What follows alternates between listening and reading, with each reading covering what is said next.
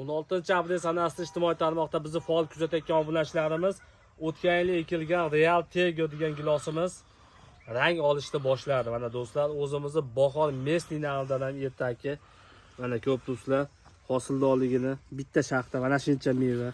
Mana pastlarida ham o'ta ser hosil gilos mana. Qo'shalari pashti yo'q. Mana bu ikkitaligi yo'q.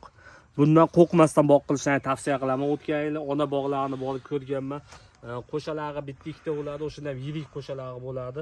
Mana o'tgan yil o'zimni bog'imga ekkanman. Hammasida meva bor, hammasida. O'tgan yil ekilganlar hammasida. Mana o'zi rang olyapti. O'zimizni bahor gilosni o'rniga mana shu gilosni ekishni tavsiya qilaman. Ertaki joylarga buni ko'chatini 10.000 donadan ziyod payvand qilganman. May oyidan zakaz olishni boshlayman. Mana Tiago mayda 5 kunligiga pishadi mana shu gilos. Kimga gilosdan boqmoqchi bo'lsa, kelib mevasini ko'rib, ekspertlarni ko'rib ketishlari mumkin. Keyin boqqisalaring zo'r bo'ladi. Oldin o'rganinglar har qanaqa gilosni. Qaysi paytda, qanaqa joyda, qanaqa pishadi. Farg'ona viloyati Quvvatuman Tolmozoq qishlog'ida 16-aprel sanasida holati gilos. Sog' bo'lasizlar do'stlar. Videoga bitta like bosishni esdan chiqmang. Kanalni rivoji uchun.